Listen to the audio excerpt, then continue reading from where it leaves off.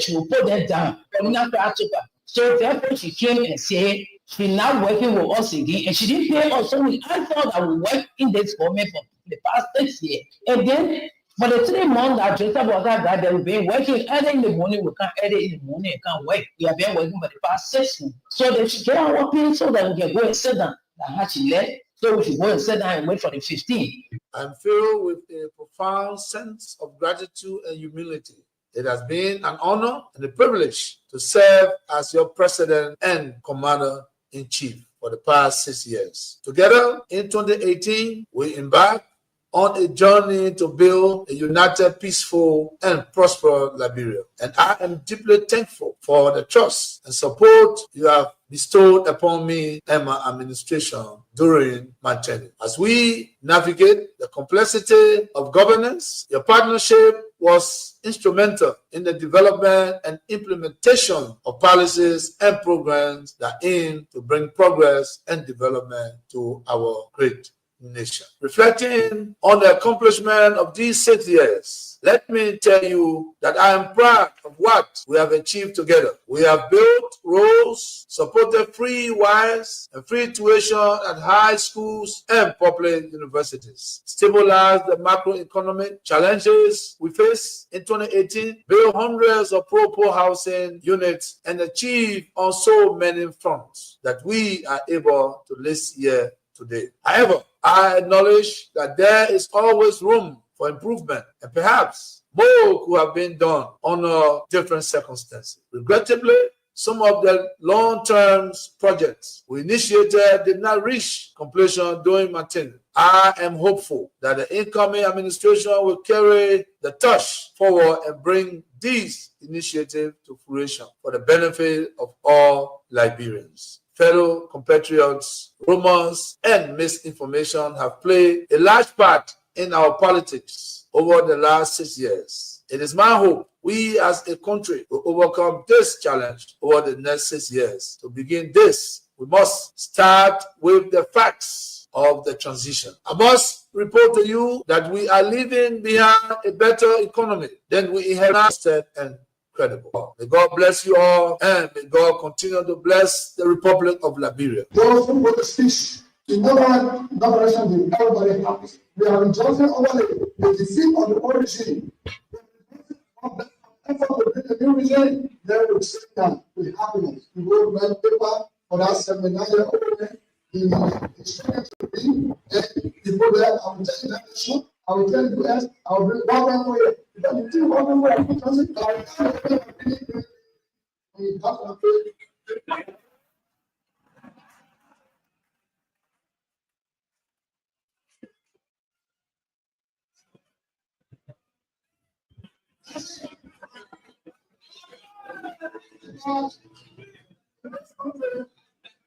When you elect a clown and you think that he will be a king, what he does is to convert the kingdom into a circus. This is what we must deal with, and this is what we must say. Who do we elect into our public offices? Because, as I've said before, when you allow hyenas to take care of goats, why should you be surprised when the goats are eaten? This is the same. And Africa is only going to realize our potential in all areas when, by dint of choice, we enable and allow our best men and women to serve in different areas. I've heard it being said about Lee Kuan Yew in Singapore. I've heard it being suggested about Mahathir Mohamad in Malaysia. I've heard it being said about Japan. I've heard it being said about other countries, but there was a conscious decision on the part of those individuals and the followership. We always talk about leaders, but we never talk about the followers. The followers must also style up. Africans on average are for some reason attracted to thieves. Africans are for some reason attracted to men and women who cannot serve her. And when they are not served, then they complain. When Africans are told, choose you now whom we shall release, Jesus of Nazareth or Barabbas, they say, release Barabbas. And when Barabbas behaves like Barabbas, they say, why are you not behaving like Christ? It cannot be done. In May of 2001, signed a second of two executive orders, number 13213, Defense Exhibit D3 in which it was stated, and I quote, "The government of Liberia's complicity in the RUF's illicit trade in diamonds and its other forms of support for the RUF are direct challenges to the United States foreign policy objectives in the region, as well as the rule-based international order that is critical to the peace and prosperity of the United States. Therefore, I find these actions by the government of Liberia contribute to the unusual and extraordinary threat to the foreign policy of the United States described in Executive Order 13194, with respect to which the President declared a national emergency. This executive order did not say the alleged complicity, it concluded the complicity. The conspiracy was born, all systems put into motion, and here I stand today. I never stood a chance. This is the broader contextual matrix that regrettably did not and still has not seen the light of day in these proceedings, despite the gallant efforts by the defense to unearth and reveal the contextual framework behind the charges against me. Now, with the two executive orders, the dogs were let out, so to speak. What followed was a dispatch of the attack pack led by Lieutenant Colonel David Crane, Defense Intelligence 30 years prosecutor. He, Crane, unlawfully unsealed the court's sealed indictment to his handlers, senior U.S. government officials at the U.S. Embassy in Freetown, and was never held to account. The rest of the operational team are Colonel Brandon Hollis, Defense Intelligence, CIA, U.S. Air Force, Senior Trial Counsel, and now prosecutor. James C. Johnson, U.S. Army expert,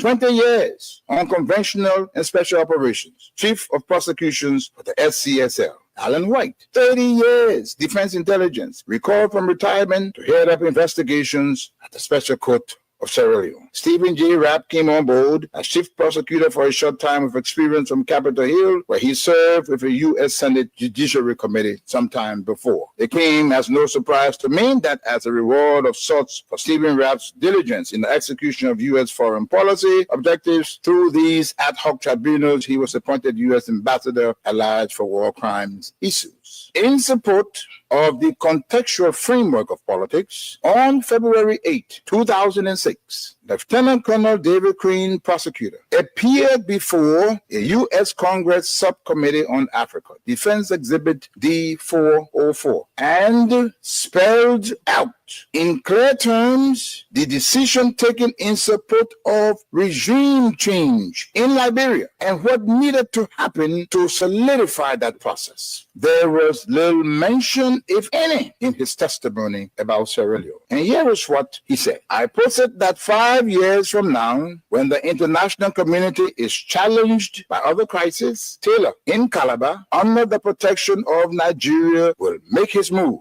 We will wake up one morning and watch on CNN as Taylor rides triumphantly down the main street in Monrovia to the executive mansion, daring all of us to come and get him. Unless he is handed over to the special court for Sierra Leone, this scenario is not out of the realm of possibilities. He then asked, how do we assure Liberia's future? And he answers that. Ultimately, he says, what we do about Taylor in the next several weeks will determine the fate of Liberia and the new administration of its president, Ellen Johnson Sirleaf. Crane then sets out several plans, two of which I'll state here. He said, first, hand Charles Taylor over to the special court for Sierra Leone for a fair trial, his kind of trial. This takes him out of the local and regional dynamics that is West Africa. Second, tie any financial and political support to good governance in Liberia. Time does not permit, but the exhibits are present.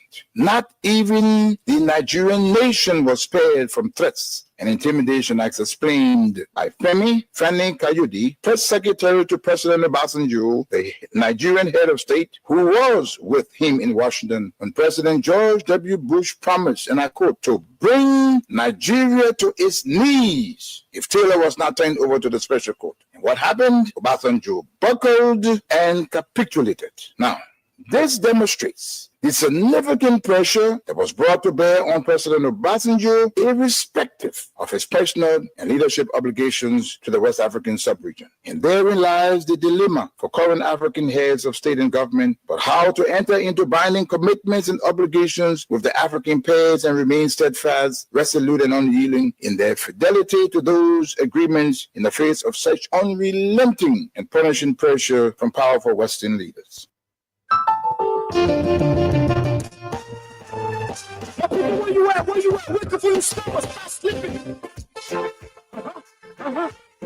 Flip your hands. Come on. I know you're sleeping. Come on, yeah?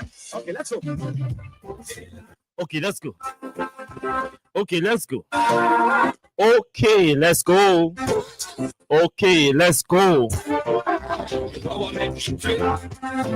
Oh yes, you already know this song introduces and closes the only political fellowship on radio at about this time. Some of you are driving home. Most of you will already be home. You're relaxing in your living room after catching your bath, listening to us or watching the TV at the same time. Some of you are having your radios in the bathroom and trying to catch your shower because you don't want to miss every portion, every minute that passes by.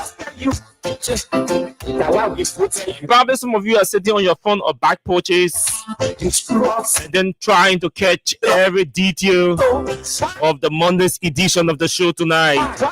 Whatever way you decided to listen to us, wherever you decided to listen to us, let me say a very, very pleasant good evening to all of you across the country.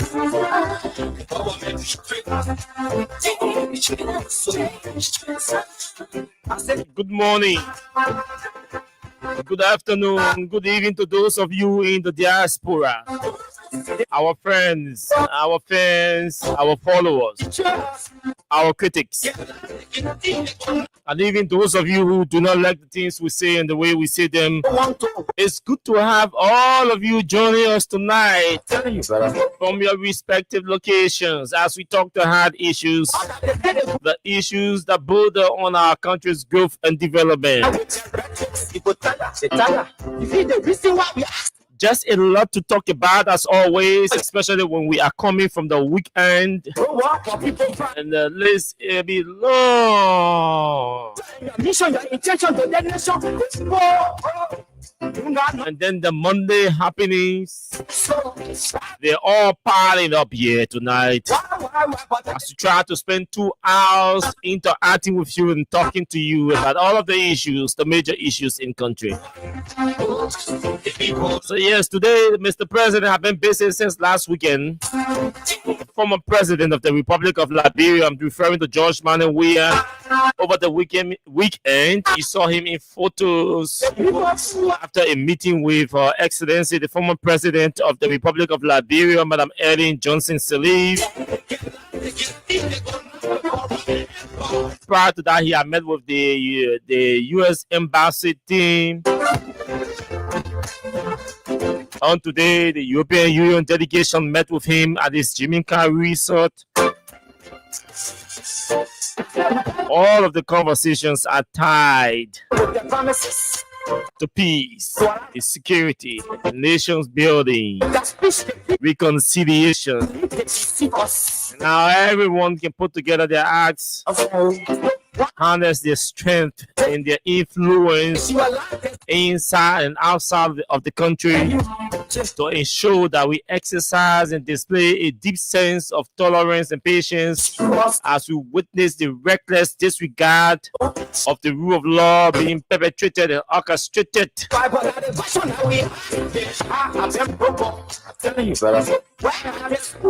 the Unity Party and her standard bearer, Joe Parker. The Supreme Court officially opened today the March term of court, and there is an invitation to the lawyers in the case economic sabotage between Samuel Tuah and the others versus the government of Liberia. The Supreme Court is calling them to go. Hey, whistle everybody, hold on. Y'all come here.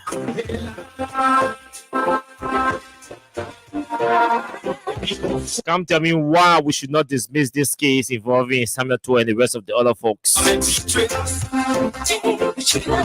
So we just read for you the petition of the summons issued by the court today. The motorbike riders continue the protest across the country today with additional shocks. And the office of the speaker, Councillor Funandi Kofa, has issued a press release which we are going to read, confirming and clarifying a lot of issues. I'm sure you may have heard in the news that it has been alleged that the government has brought in assassins go after the life of Councillor Kofa, and then coincidentally he left the country for a business trip, which prompted the press release from his office. Today became dramatic when Lofa County District Number 3 representative Safa Koturai blocked the traffic right around the YWCA in Kongotan just after the Lone Star Sale office. He was using the opposite lane, coming from town and going towards the Kongotan and the ELWA side. And a Liberian unidentified in his vehicle with his windshield up said, "Hey, I'm not going to leave my lane. You do not belong on this lane. If there is a traffic, we pay you through our taxes. You're not going to infringe on my right to have access to the road. And you have to get yourself back to the lane and sit in the traffic just as Liberians are sitting in the traffic until you reach your destination. But I am not leaving the way for you to pass." And that drama lasted for almost or over an hour, and the police finally succeeded. According to DN News Liberia, the police finally succeeded in placing the lawmaker on his rightful lane, and allowing the private citizen to pass. This is very interesting, and I thought to talk about that today. There is a reason for that. So now we place emphasis on the vice president. The vice president said he is an old car park in response to a question asking in the U.S. quoting Article 51. So tonight we will spend some time talking about that. So your man Samuel Koga say the Nima people should not give any female power. Samuel Koga said no woman in Nima County should be given power. No woman in Nima County should be allowed to replace a male.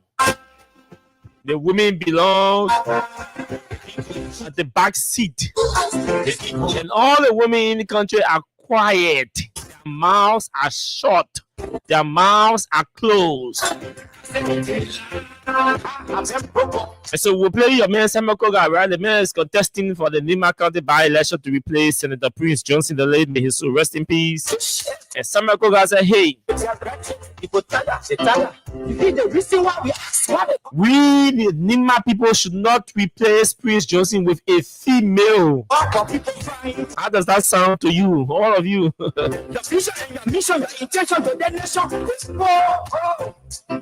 And then the big news in country is that the ECOWAS Parliament has responded, has reacted, has replied.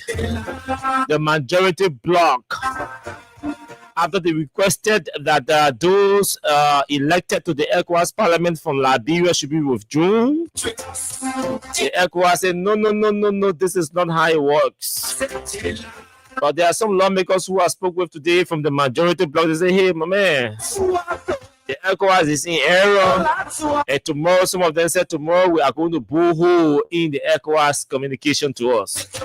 Whether it's going to be an intellectual thing or the unusual political play or an argument backed by facts. The show continues up Capitol Hill, folks. My name is Austin Kawatunai. We are paying you 4,000 Liberian dollars. If you play the cash giveaway tonight, just for 100 Liberian dollars, you will be lucky to walk away with 4,000 Liberian dollars.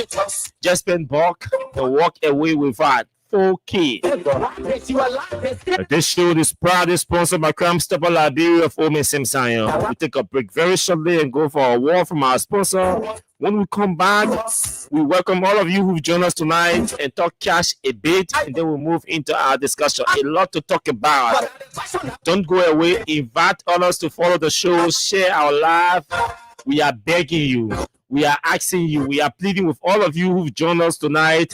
Please share our live. Please share the live. Share the show on your Facebook page. That's all we ask of you. Just share our show. Just share our show on your Facebook page. That's all we ask of you tonight. You see the reason why we ask why the government betray. Let's take the break. This break. People crying for hunger.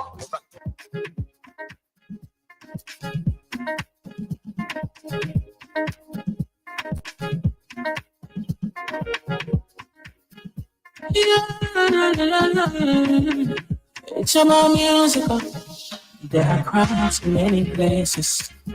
In every community, you you can see. So if you see crime and report it, don't take law in your hand for your authority. Tell it not take your law in. Crime stop right here for us. In the sector to your door. Whether you rich or you poor. If you see a you must talk it, I mean you check. You are for safety. If you see a don't keep it. You must call to report. Crime stop. The people bringing safety to your door. Stop it, crime and make it peace for them before. Stop on Liberia, on the sector to interior. Keep it hustle, just stop it, crime for all of us. The people bringing safety to your door. Stop it, crime and make it peace for them before. Stop on Liberia, on the sector to interior. Keep it hustle, just stop it, crime for all of us. Crime Stopper Liberia is your community crime fighting partner. Don't take the law into your own hands. Remember, if you see a crime, report it. This is a message from your own self, Old Man Simsayan. Crime Stopper, the people bringing safety to your door. Stop it, crime and make it peace for them before. Crime Stopper Liberia, on the sector to interior. Keep it hustle, just stop it, crime for all of us. The people bringing safety to your door. Stop it, crime and make it peace for them before. Stopper Liberia, on the sector to interior. Keep it hustle, just stop it, crime for all of us. Okay, thank you very much for rejoining us, all of you, tonight on the show. So a lot, like we said to you, a lot happened. Okay, so let's welcome all of you who've joined us tonight on the show, and then we'll come back. We'll move into our discussion. Okay.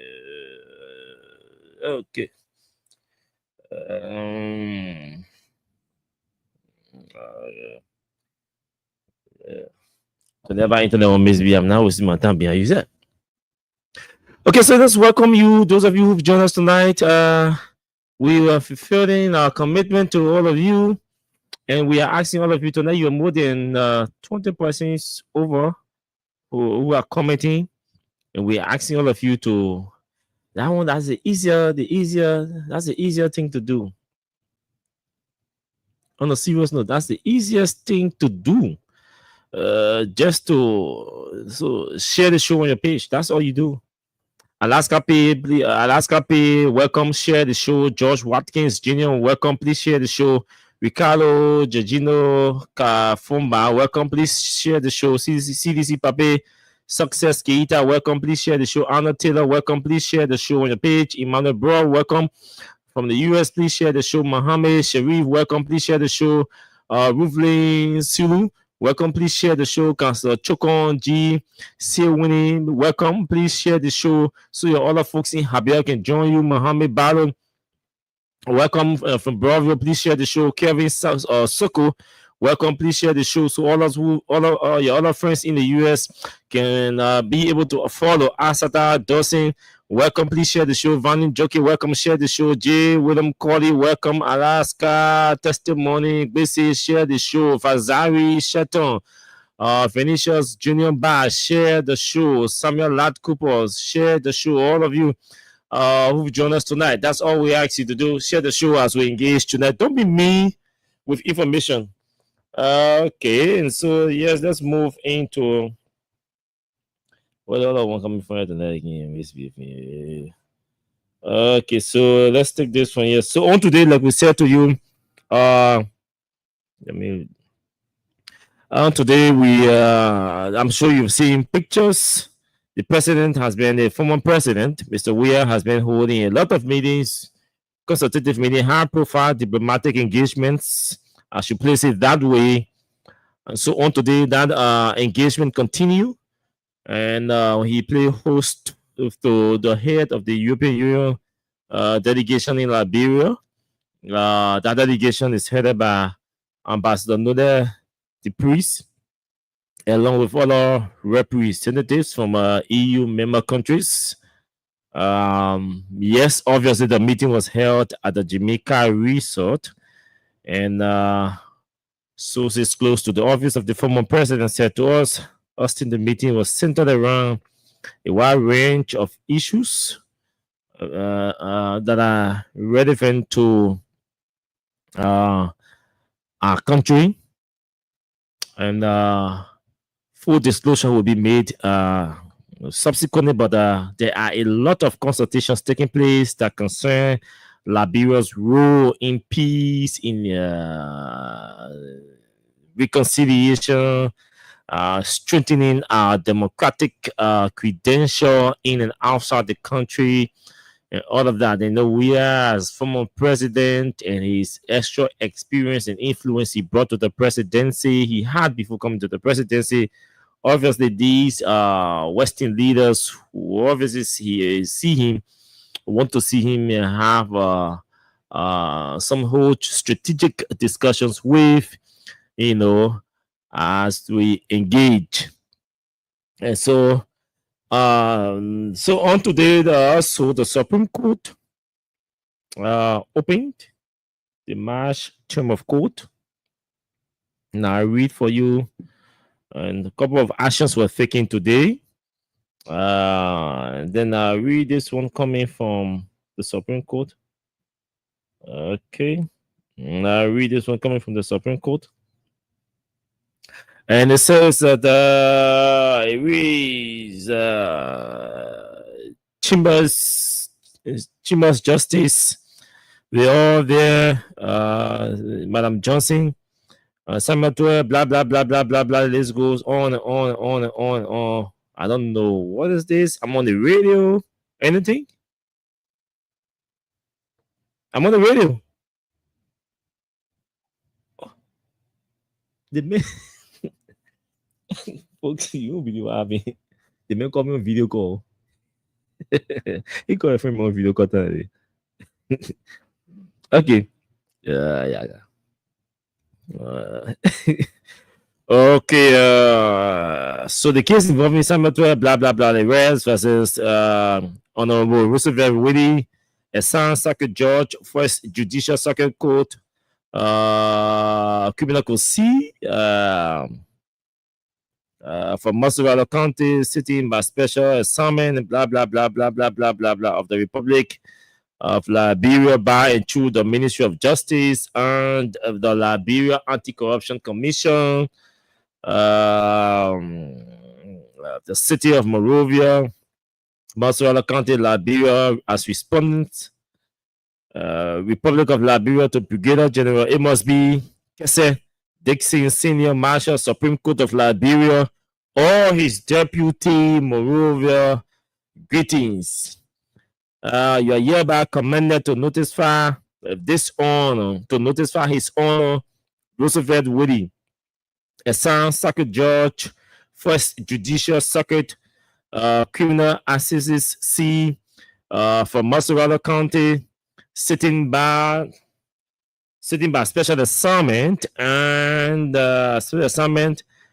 Republic of Liberia by and through the Ministry of Justice and Liberia Anti-Corruption Commission of the City of Monrovia, Montserrat County, Republic, respondents in the above entitled case of in the above entitled course of action to appear by filing their returns before Her Honor Shannon D. Clinton Johnson, Associate Justice of the Honorable Supreme Court of Liberia, presiding in chambers at the Supreme Court Room Chamber of Justice on or before the 20th day of March AD 2025 at the hour of 9 a.m. to show cause, while the petitioner's petition as prayed for should not be granted. You are further commanded to instruct the respondents herein to file the returns to this read in the office of the clerk of the Honorable Supreme Court on or before the said 20th day of March 2025, and to read to them the original and leave a copy of the petition for a writ of prohibition with the respondents. And as to when and how you shall have served this writ, you will make known by filing your official returns hereto on the back of the original copy of this writ in the office of the clerk of the Honorable Court on or before the said 20th day of March 2025. But meanwhile, all proceedings and actions are ordered stayed pending the hearing or outcome of the case. Meanwhile, all proceedings and actions are ordered stayed pending the outcome of the hearing, blah, blah, blah, blah, blah. And for so doing, this shall constitute your legal and sufficient authority given on our hand and seal of the Honorable Supreme Court of the Republic of Liberia of this 10th day of March AD 2025. Councilor Sam Mumuru, clerk, Supreme Court Sound. So 12 others are gone to Roosevelt Willie, the judge of criminal court C, and asking, Mr. George, this case is subject, the matter that they are investigating or prosecuting us for is subject to national security laws, classification. And so you can call us to prosecute us and investigate us for matter we took, for actions we took on the national security guardians, on the National Security Authority. And so we ask you to dismiss the case. Roosevelt, when he said, no, I can't dismiss the case. The evidence is sufficient, blah, blah, blah. The law you're making reference to does not apply in this case, so I can't dismiss the case. Boom, you rule. So Samuel Toa and his team say, okay, we are going to the Supreme Court to argue our motion for dismissal. And so they went to the Supreme Court, and the Supreme Court said, okay, Roosevelt, Willie, everything involving that case, stop. Don't proceed. Don't do anything. Y'all come to me here on the 20th of March. Let me hear the people complain. And can't show me cause, you Roosevelt Willie, can't show me reason why you refuse to dismiss the case. So Roosevelt Willie now going justify his decision to his decision to reject, turn down the motion filed by Councilor Arthur Johnson representing Samuel Tue, and the rest of the other folks. So we're going to follow that. We'll be at the court on the 20th to see what happens, how the argument goes. Yes, we'll be there. So let's read what's coming with these. Let's do all the in-house cleaning. Let's see, Councillor Kofa. Let's go to Councillor Kofa press release issue today. Let's do all of the in-house cleaning. So this one is from the it's blurred. So I have to squeeze. I have to screen my eye to read. So press release the 10th of March 2025, Monrovia, Liberia, Office of the Speaker of the 55th Legislature, Honorable Councillor J. Fonati Kofa acknowledges recent media reports suggesting that he has fled Liberia due to threats against his life. While we recognize the seriousness of such threats, we wish to clarify that Speaker Kofa's security team continuously assesses potential risks and implements appropriate countermeasures. This is especially critical given the complete withdrawal of state security under the Barker administration. We hereby inform the public that Speaker Kofa is currently on a private business trip that was planned well in advance. This trip is in no way related to any security concerns or threats against him. The office of the Speaker remains committed to ensuring his safety and will continue to engage with the relevant authorities to address any potential security concerns. We will keep the public informed as necessary. And this release is signed by Wallet P. Cooper, Acting Chief of Staff in the Office of the Speaker of the House of Representatives. So the Speaker said, yes, he is out of the country. Yes, they are concerned about they are concerned the trail. They are happy about the concerns being raised by Liberians, the concerns being expressed by Liberians from all walks of life, about news concerning plans to attack him or to harm him or to assassinate him. But they clarifying to you that he is not in the country, but he did not leave the country because of the trust. They have confidence in their security detail. And so he left the country on a private visit trip, a business trip.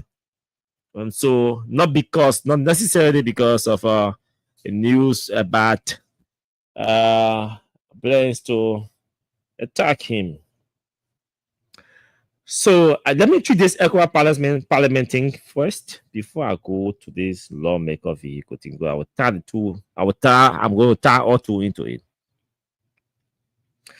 So this is how ECOWAS reply to our men from the majority bloc. ECOWAS parliament, blah, blah, blah, blah, blah, Major Ensign, Chief Clerk, House of Representatives of Liberia, Capitol Building, blah, blah, blah. In response to the request for the recall of 3 members of the Liberian delegation to the ECOWAS Parliament. And it reads, Dear Chief Clerk, I acknowledge receipt of your letter dated February 25, 2025, regarding the recall of 3 members designated by the House of Representatives of Liberia to serve in the ECOWAS Parliament. Following a thorough review of your request, I wish to inform you of the following. 1. In accordance with Article 18.12 of the Supplementary Act of the Enhancement of the Powers of ECOWAS Parliament, the mandate of community parliamentarians is set for a fixed term of 4 years. Once designated and sworn in, Members cannot be removed or replaced before the expiration of their term, except in the following cases. 1. Non-re-election of the member at the national level. Meaning, if Samuel Koga goes to election and he is defeated or he is flogged, he loses his representation. He loses his seat at the ECOWAS parliament, because the first qualification is to be an elected member of your local parliament. So any parliamentarian of ECOWAS who goes to election and does not win, that person loses his or her seat automatically. At that point, when a new legislature comes into power, they can replace that person. 2, when the person dies, automatically, obviously, the person loses the seat. 3, resignation through written notification to the president of the ECOWAS parliament. So you resign, you send notification, you write, oh yeah, they may have resigned, the person has resigned, blah, due to Ezra, blah, blah, blah, blah, blah. So we're hereby replacing him, but resignation. Satisfy mental or physical incapacity to perform duties. When you are, there has to be a medical report proving that you have mental issues, mental illness, or you have physical challenges or disabilities to perform your duties. They can replace you. Resignation due to incompatibility. That could be interpreted anyway. Resignation due to incompatibility. So that's it. Now, maybe it was okay. Incompatibility could be maybe you do not enjoy a relationship with your local parliament, or you have engaged into acts that do not conform to the ethics, the values, the standards, or the protocols of ECOWAS or your local parliament. At that point, yes, incompatibility issue, you can be withdrawn or recalled. Maybe you go do woto, they catch you. They say, no, they may engage into sexual harassment. They may be accused of rape.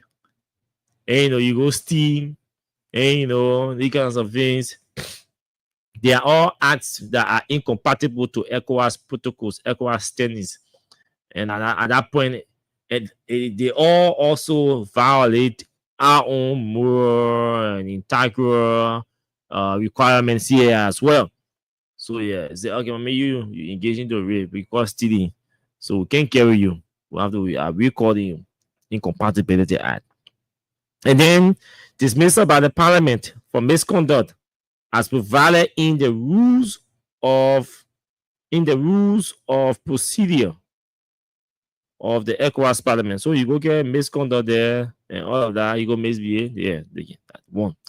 2, the honorable members Samuel R. Enders Sr., Merman Briggs Mensa, and Tazi Wongwe do not fall under any of the aforementioned circumstances. Therefore, their replacement cannot be effected. 3, consequently, the honorable members of the ECOWAS Parliament will continue to serve their mandate until its expiration, in line with the international commitments of the Republic of Liberia. I remain at their disposal for any further clarification and assure you, Madam Chief Clerk, of my highest consideration. K. Batin Sum, Acting Secretary General of the ECOWAS. So, the people say that you're doing down there, it is illegal, it is unacceptable. The request does not fall in line with our protocol here. And so acting on it will be violating our protocol. It will be playing to your authority, to an authority that you do not deserve, you do not have. So on today, lawmaker vehicle mark REPN 25. Let me find a vehicle. REP 25. REP 25.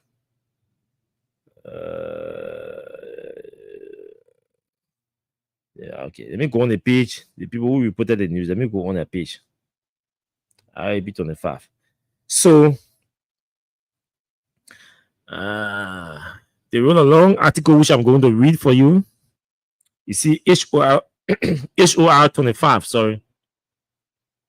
And this guy, yes, we were able to do our own investigation and our own verification. And it was established that the vehicle actually belongs to the lawmaker from Lofa. It's called Siafa Poto. So what did they observe? So DNU is reporting that they said lawlessness. Representative Momo Siafa Poto refusal to use legitimate traffic lane causes traffic and disruption. Yeah? That the caption that I mean give it to you. As questions continue over the legitimacy of the self-proclaimed majority bloc in the House of Representatives, one of its members, Representative Momo Siafa Poto, has been caught in an act of lawlessness. Representative Poto, who represents Lofa County District 3, was involved in a traffic standoff around the YMCA junction in Kongwatan after insisting on using the third lane, even though another vehicle was directly in front of him. And the photos are showing the vehicle directly in front of his vehicle. The incident happened as Poto's vehicle, a government-assigned car with the license plate HOR 25, was coming from town while a private citizen traveling from Pinzio remained in his proper lane. Using his status as a lawmaker, Poto refused to return to his designated lane, blocking traffic for nearly an hour. Officers of the Liberia National Police arrived and repeatedly urged him to comply to comply, but he ignored their request. The private citizen who was following traffic rules also refused to give way to the legislator.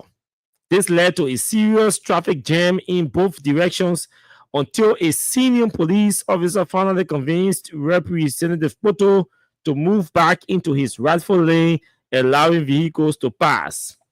It says video loading. So the lawmaker car, they got the men say they get a video, so we're waiting for the video and all of that. When you see the police interact with him. But what do I want to tie this into this ECOWAS thing? Because I just want to run over and move on to Jeremiah and Samuel Kogati, which is our main conversation tonight. You see, folks. Yeah, sure. Sorry. Yeah, sorry. That's how I'm going to announce. So, yes, the cash giveaway is always active. It's $4,000 we're paying out tonight. And all you have to do to play is to dial star 799 star 11 hash.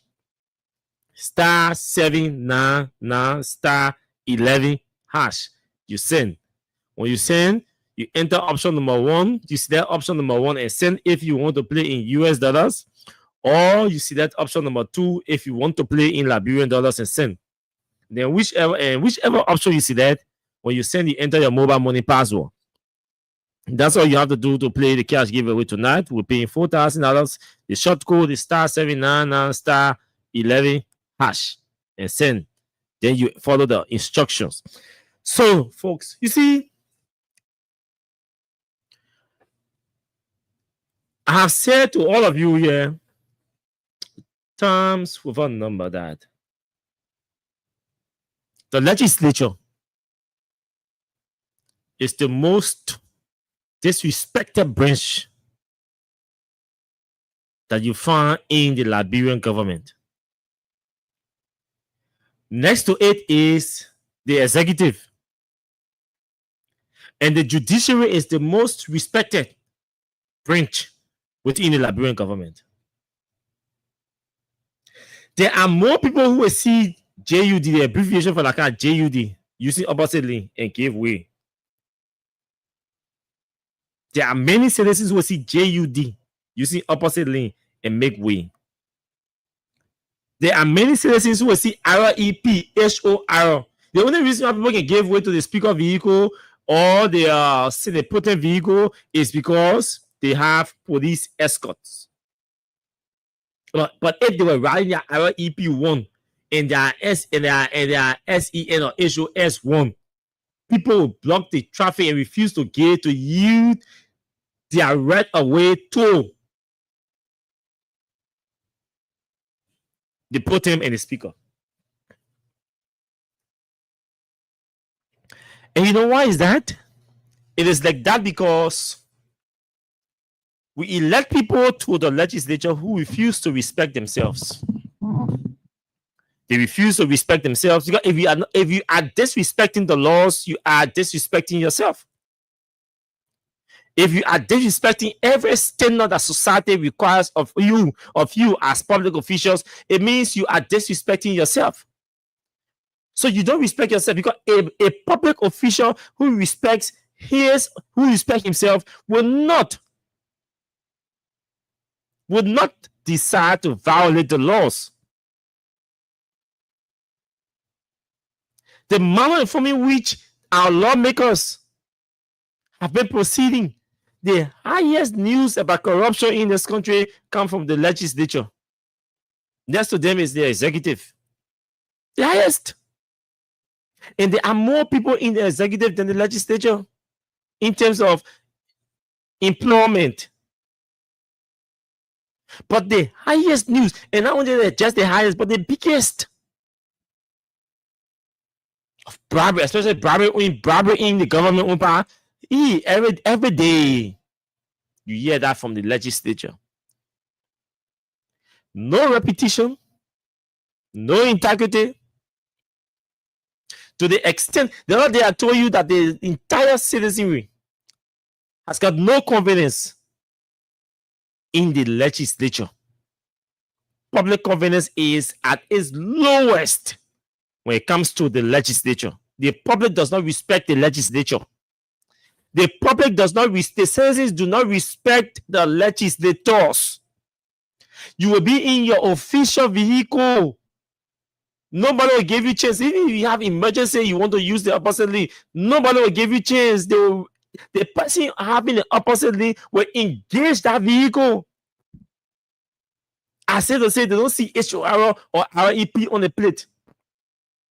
They see it, but they don't regard you because of the manner in which you have denigrated that place.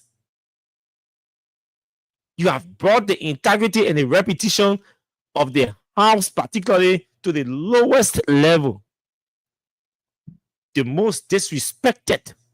That place is supposed to be a place of honorable people who will do honorable things, engage in the honorable acts.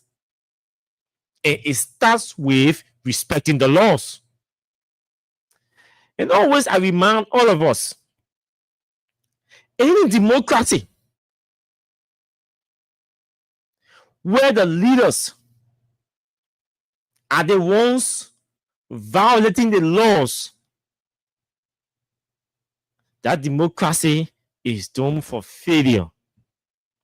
Any country that wants to progress and the leaders do not respect the laws, that country goes nowhere. How do you want people? Look, before, when a lawmaker is using opposite lane, the police will be there to block the traffic to give you access to the opposite lane. Today, a police officer can walk to you, the lawmaker, in your official vehicle and ask you to go back to your lane. Not because Joseph Boakai respecting the law, that because the citizens are resisting, all of you. The police officers are aware that it's an attempt to even talk to the citizen or the citizens to respect the lawmakers and at least yield to them and all of that. The citizens will reject the request or the appeal from the police because even the police has lost respect. So the ones, gee, I beg you, just forget about the attention. Don't call attention yourself. Just go back to your lane. We will block the traffic, open a way for you to go back. He wants to show power. He's honorable. Hey, honorable people do honorable things. What are some of the honorable things that honorable people do? Honorable man is not supposed to violate the law. This Sabaputo man sits on the Rigicoon's gavel every day and calls him a speaker, recognizes him as a speaker of the country. When serious minded people are saying, no, you're going to do it the right way, then he wants to finish disrespecting the laws and getting in the car and somebody should give to him to pass because he's sitting in car. No, to be honorable and enjoy honorable treatment does not mean you must be sitting in the vehicle. The vehicle does not, sitting in the vehicle with an honorable plate does not make you honorable. It is your behavior, your attitude, your approach, your deeds. Those are the attributes that people use to judge you and may call you honorable and give you or call you honorable treatments. They're not the quality of the clothes you wear that makes you honorable. Not the paycheck you get monthly that makes you honorable. Not the expensive car you ride that make you honorable. Not the expensive perfume or cologne you use that make you honorable. Not, you do not become honorable because you are handsome or beautiful. You are honorable because of the things you do, the things that come from your head to your mouth and your behavior. That's what makes you an honorable person. The way you talk, the way you act, the places you act, the things you do. Those are the attributes that make you honorable. You can say in the biggest car in the world, with the most expensive car, if your attitudes and your approach and your behavior and your attributes are dishonorable, nobody is going to give you respect. So just by sitting in car and having HOR out on the fact does not make you an honorable person. Did you sitting in a car with honorable plate? Then you're acting dishonorable. The right way does not belong to you. It is not your right. It is not, no lawmaker in this country is entitled to opposite lane. It is a privilege that you enjoy. And when something is privilege to you, or you're privileged to something, you don't claim entitlement or right. It means there has to be a giver. There has to be a giver. At that point, the giver of that privilege, the person that is supposed to allow you enjoy that privilege, was the fellow sitting or driving the car opposite you. That fellow supposed to say, okay, I will yield to this honorable man. But that fellow in that car knows that, hey, I don't give a ever about this man. But so, HOR, so what? Who is he? The sitting capital billionaire stealing, violating the laws, acting reckless and careless and irresponsible and illiterate. Then you can't take oppositely, I should yield to him. I'm not yielding to him. The car will be here. That's how low you have brought the office of the House of the office of the representative. That's how low. Nobody respects you anymore. But if you guys were doing honorable things, I'm sure that good brother would not have stood before you. He would have said, okay, let me just give way and let the man go. But that man was sending a message to you and all other lawmakers tonight. That's a message he was sending. And I hope the driver took the vehicle picture or the lesson plate of that person, of that young guy, of that fellow.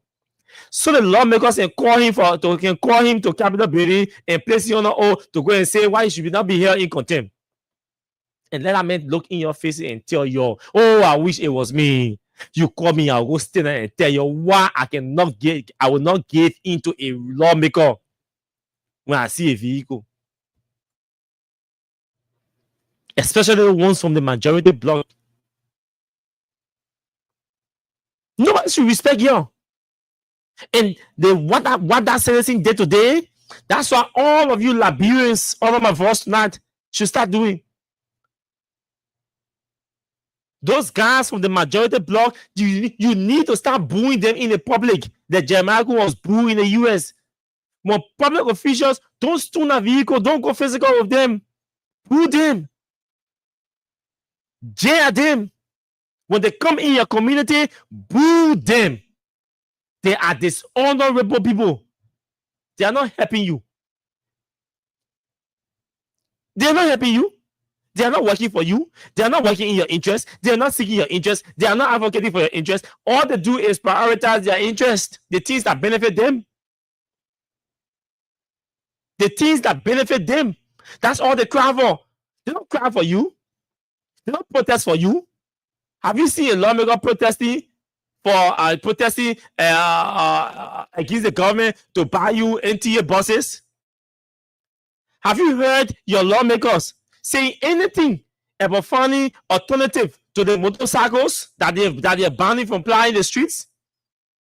But now the lawmakers should be recalling that budget to recast the budget and at least $1.2 million and tax the Liberia Transit Authority to enter into a contract with some Japanese companies to supply the country for bus for the next 2-3 years. And if the place if Europe is too far, Asia is too far, they have companies, they have branches in Africa and around here. But now we should be talking about the first 10 or 15 or 20 buses arriving in the country to ease the transportation means for citizens. You driving the town every day, you see Liberians, you see students. This morning, a 2-year-old kid. I'm coming to town, 2-year-old kid. Our father is bringing her to school from Freeport to Vata. It's almost 7:45. And they're still standing on the road at Freeport waiting for a car to take the child to school. I pick up the little child and her father, drop them around Echo Bank in Vata there. That's the constraint that Liberians go through every day. What are your lawmakers doing for you? What are they advocating for? Ask them. What are they advocating for? You or their gas slip? What do you hear them complaining about? Their gas slips not coming on time. Their gas slips are being delayed. Their benefits are being delayed. That's all you hear them crying about. You don't hear them crying about you, that you don't have transportation. Transportation means to go to school. The universities are completely do not even have the capacity to ease transportation means bringing on for the students. Civil servants do not even have enough buses to go to work. And all these lawmakers do is they violate the laws. They disrespect the court. They disrespect everything. And they say we should give them honorable treatment. So now we all should celebrate that young brother. They don't deserve any honorable treatment. They don't deserve it. They don't deserve it today. They should not deserve it tomorrow. You should never accord them honorable treatment. They do not deserve it, especially those ones calling themselves members of the majority bloc.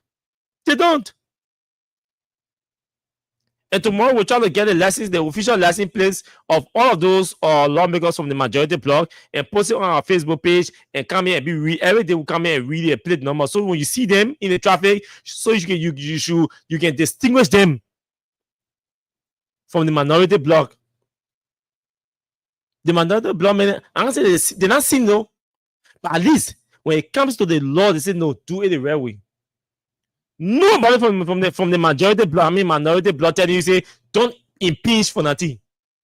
Or they tell you do it the right way. Have you ever heard any member from the minority bloc telling you that colleagues from the majority bloc that it is not their right to impeach for nothing, or what they're doing is wrong to impeach for nothing? No.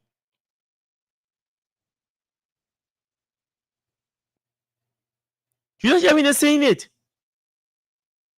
honestly, do it the right way. So they deserve to be given honorable treatment. They deserve it. So tomorrow we'll get a license plate, the official license plates of all those from the majority block. So you have their license plate. When you see them in the traffic, don't give way to them. Don't give way to them. They don't deserve. What should we do for these people now? You pay them good money monthly. You buy them gas. You buy them scratch card to put in their phones to call. You give them gas to put in their over $3,000 worth of gas. You give them scratch card over $2,000 worth. Then you pay them over $7,000 to $8,000 US in cash US. Then you give them over $200,000 to $300,000 LD. When you put all the money together, they're talking about something around $15,000 to $16,000 monthly. When you add a scratch card in cash and gasoline in cash plus your LD component and a Liberian dollar component, you put all together. One man takes home at least $15,000. Besides the car, their car money in there. Their car money there for the $5,000 for car in there. You buy the car you buy them 2 vehicles in 6 years.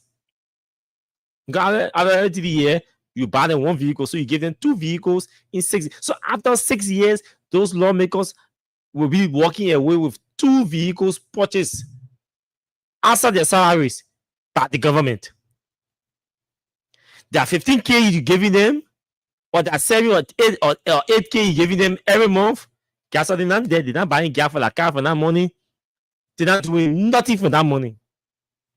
I see you thought they say, my man, our constituents can come to us for school fee, for day, for that. At the end of the day, the money finished. Good. So it justifies what they should stay. So all of that, we get problem with it. But just respect the law now. Because we gave you everything. You can respect the law. And you want the citizens to respect you? That's not possible. And you see some people say, oh, the mayor was disrespectful to the lawmaker. And that the lawmaker should call him in, should identify him and call him in for questioning. Questioning for what? For doing the right thing. He didn't hear your car. They made not even bring your windshield down. He sat in his car. I said, so he did not even have interaction. So you say you call him for what? Where you go? What question you going to ask him? Why you refuse to move on your lane to allow Safakpo to use your lane to go home? That Safakpo won't go home. That won't go home. You know, and so that man will have to celebrate that man today. Now, folks, if you can recall, we spoke about Jeremiah Kun's trip to the US last month, right? Last month, we told you that in March, Jeremiah Kun was planning to go to the US to go start a political establishment. You know, to go have acquaintance with his political basis there for 2029. And you saw that happening today. Jeremiah Kun had this to say. Let me play you what he had to say. Play you what Jeremiah Kun had to say. So this is what Jeremiah Kun had to say today. Yeah, I'm seeing your messages, bro. I'll respond to you after the show. Listen to your vice president. We tell you some people. Let me not to let me just That was the last question. Thank you. I want to know whether you are a parked car in this administration. That was the last question. Thank you. So, the way our laws are written, every vice president is a parked car. Because on our constitution, it says The vice president will assist the president. The president got to request that assistance first.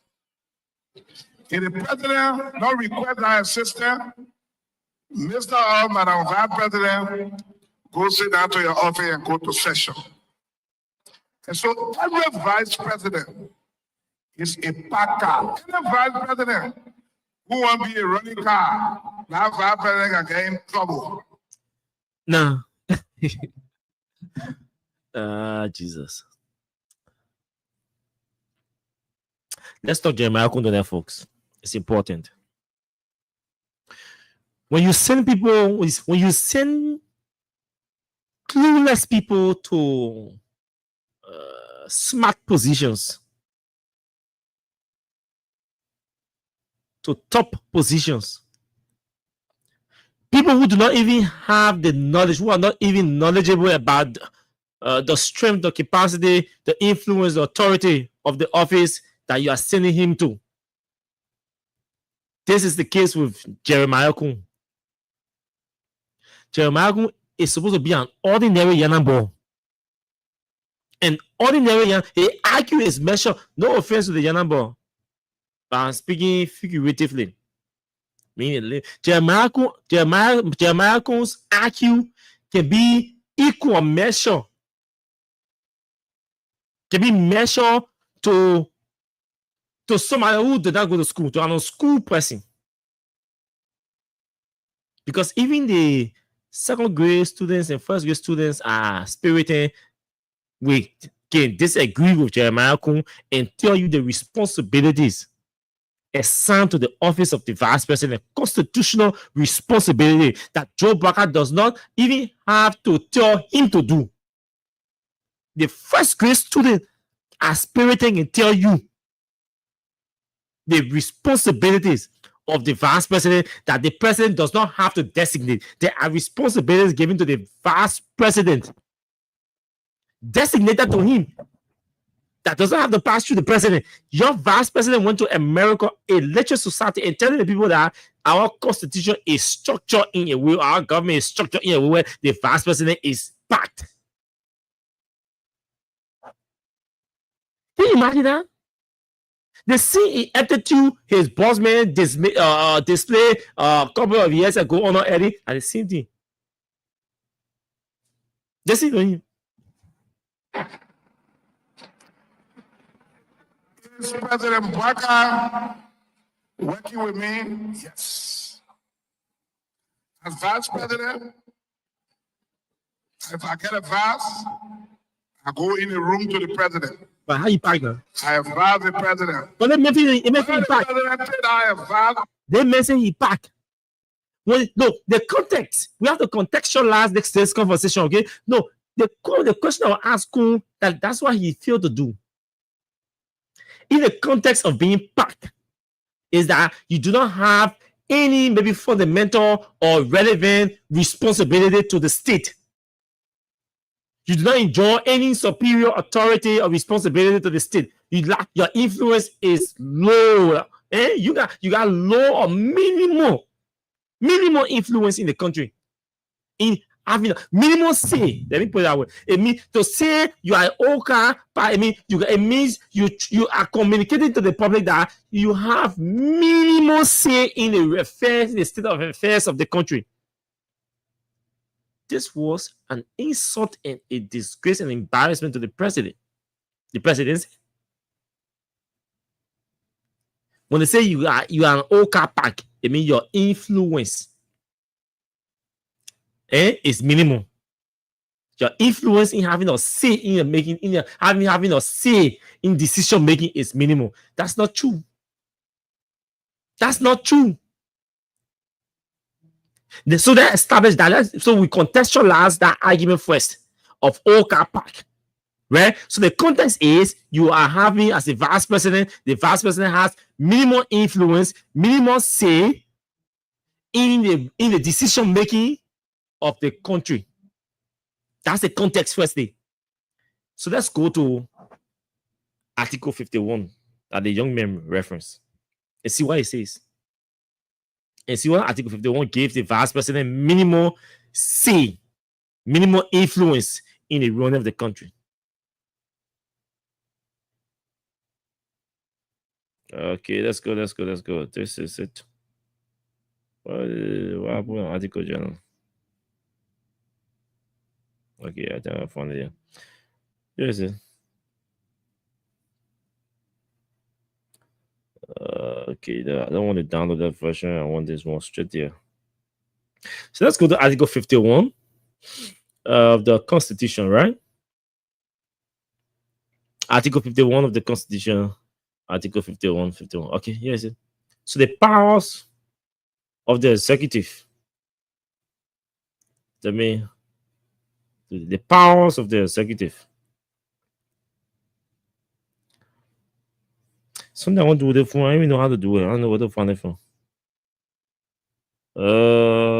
Please bear with me. Quickly, I'll find that. Okay, I got it. Okay, so let me go. Let's go to Article 51 and read for you what Article 51 says. So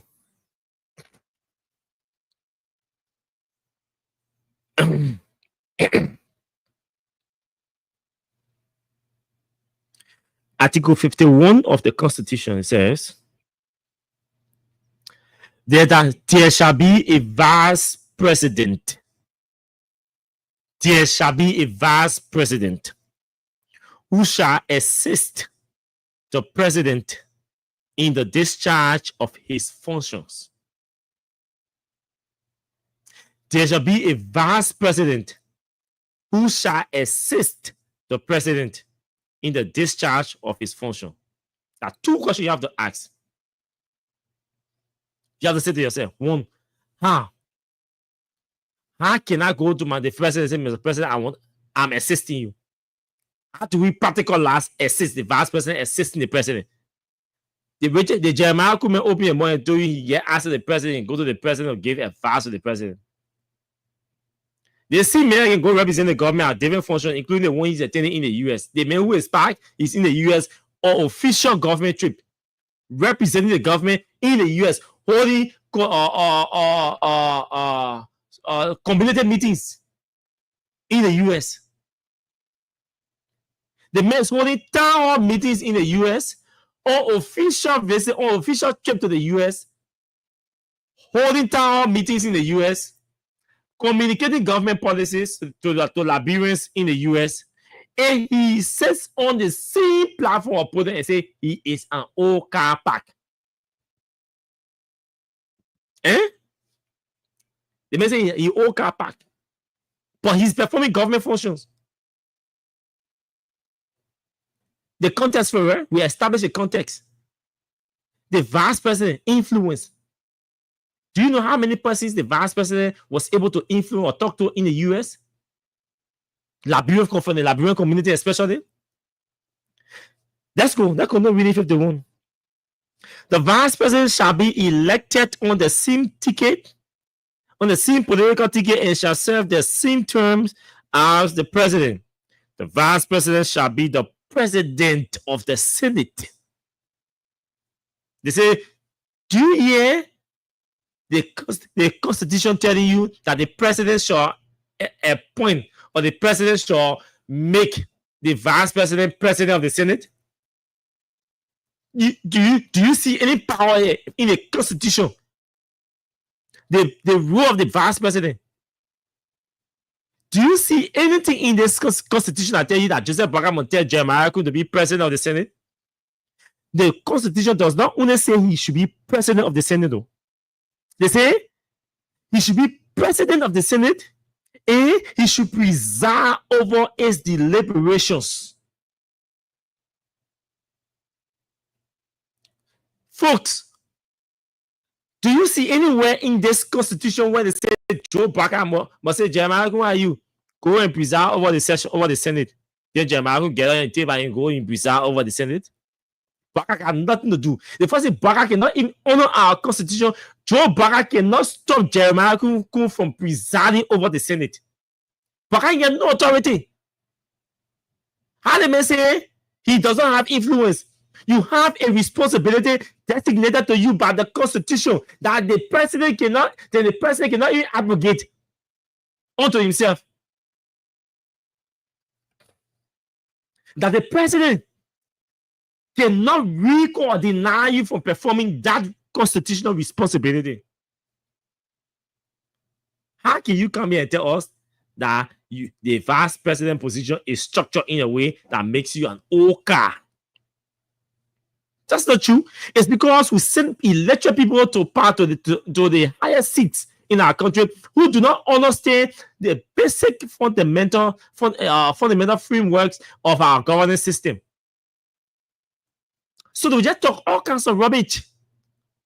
The Constitution is giving you authority, influence. Do you know what it is for to sit over 30 senators and presiding over them and using your gavel to decide who speaks and at what time somebody speaks and to call people to honor and to look. Do you know the power of the gavel? Talk to we United Methodists and Baptists to tell the power of the gavel. If Jeremiah does not know the power of the gavel, somebody takes a gavel of authority and give it to you as vice president and say, use your gavel, preside over 30 senators that have confirmation power, that have impeachment power. Then you say you get influence? You think you don't have a say in the running of the country? Does that make sense to anybody? I mean, I'm talking about people who went to school and the UP people who can rationalize more. You gotta go public and edit. Just sit down in your house and listen to the show or the education. You UP people, you want us to believe that thing? Jeremiah talking down there. Let me end Article 52. Then we'll move into our discussion. If they want me. They said the vice president shall be the president of the Senate and preside over its deliberations without a right to vote. That can say I can only preside and get right to vote. Except in the case of a tie vote, he shall attend meetings of the cabinet. Can't stop Jeremiah for attending cabinet meeting. No president. Because Jeremiah is talking about the structure of our constitution. No president can stop the vice president from attending cabinet meeting. When the vice president attends cabinet meeting, no president can stop him from talking. Say, don't talk in the meeting. Don't raise observation. Don't make recommendation. Don't chastise a cabinet minister in this cabinet meeting. Don't disagree with a cabinet minister in this cabinet meeting. No president can stop the vice president from chastising a cabinet minister in cabinet meeting, because at the end of the day, if that cabinet minister is misbehaving, it reflects the presidency. It reflects the leadership, which the vice president is a member. It's a part, second man to the president. Second man.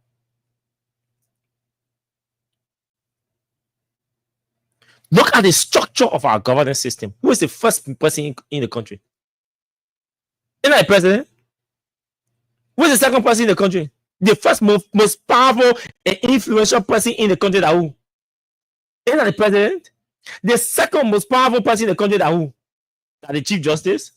That the Speaker? Isn't that the Vice President? The third most powerful person in the country, that who? Isn't that the Speaker? Before you start going to Supreme Court, to the Chief Justice now, and you go to President pro tempore. The second most powerful man in the country tells you that he's an OKA pact. He said the Constitution is structured in a way where all vice presidents are OKA pact, will be OKA pact. That means there's something fundamentally wrong with their understanding of our governance system, our governance structure. There is a fundamental default that we have to establish here in the people, the quality of the people we send to power. They don't even understand the power, authority, and influence of the office they occupy. So they go to places and just spew all gibberish. And I see people clapping for them and trying to defend and justify this rubbish that Jeremiah went and said in the US. Does that make sense? Let's go further. The Constitution says he shall attend meetings of the cabinet and other governmental meetings, and shall perform such functions as the president shall dedicate or deem appropriate, and shall perform such functions as the president shall dedicate or deem appropriate, provided that no power specifically vested in the president by the provisions of this constitution shall be dedicated to the vice president.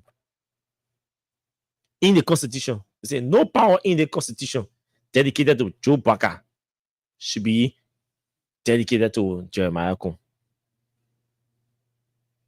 Jeremiah Kun say the structure of our government. Now let's talk about that Senate thing.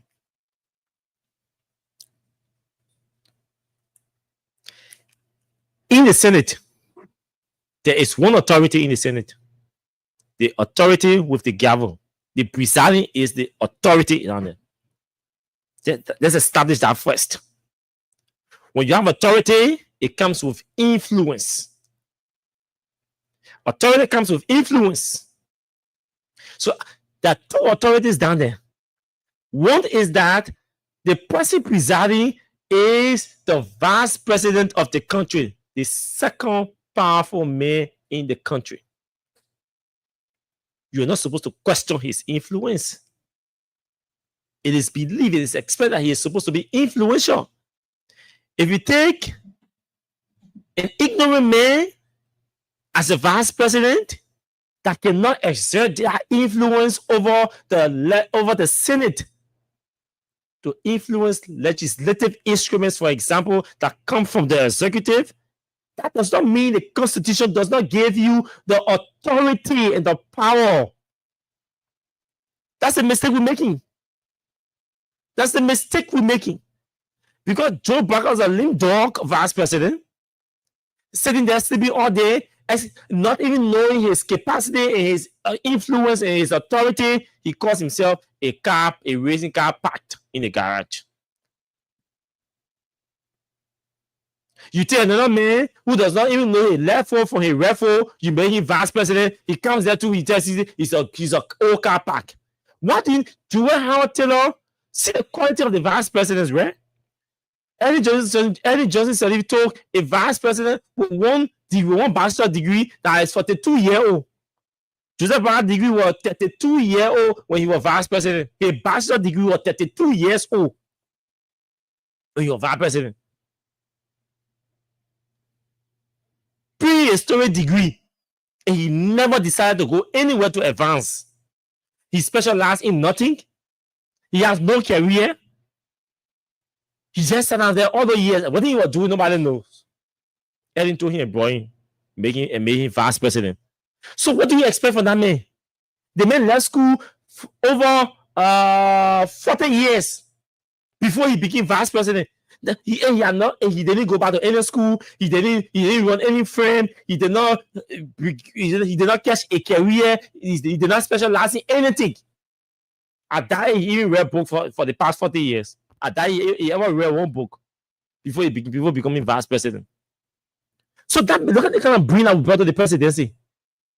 It was archaic already. So he will go to the public crying that he's sleeping in an old car park. When Joel became vice president, Joel already came to the vice presidency with 2 masters, with a law degree. Yeah?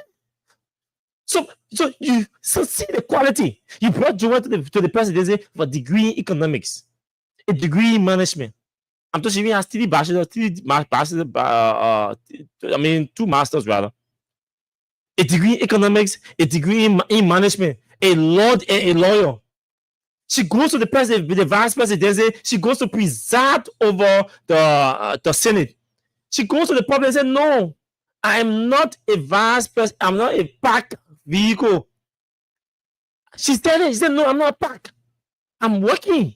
I know my responsibility. I'm exercising my responsibility. I'm performing my responsibility, and that is why when my budget delayed from the Ministry of Finance, I'll go to the public and cry on Samuel Tuani.